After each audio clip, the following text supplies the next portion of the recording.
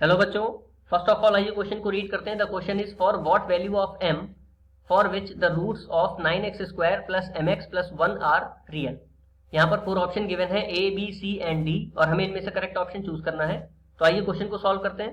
Question को solve करने से पहले जान लेंगे इसके बेसिक कॉन्सेप्ट के बारे में। अगर हमें कोई क्वाड्रेटिक इक्वेशन गिवन है ax square plus bx plus c equal to 0 और इसके हमें नेचर ऑफ रूट्स पता करने हैं, तो अगर d की वैल्यू आती है ग्रेटर देन और इक्वल टू 0 तो हमारे रूट्स कैसे होंगे? रियल। और अगर d की वैल्यू आती है लेस देन 0 तो रूट्स होंगे नॉट रियल या इमेजिनरी। और d होता क्या है? Discriminant which is equal to b square minus 4ac। तो आइए इस बेसिस पे क्वेश्चन को सॉल्व करते हैं।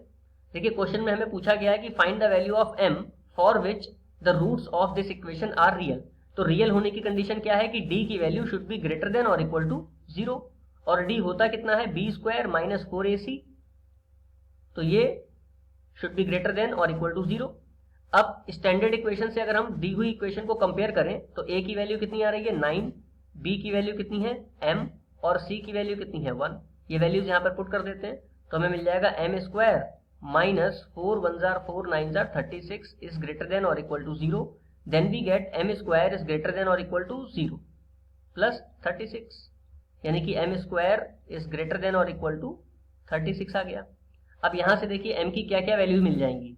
या तो m की वैल्यू होगी 6 से ग्रेटर और इक्वल, और m की वैल्यू होगी लेस देन और इक्वल टू -6।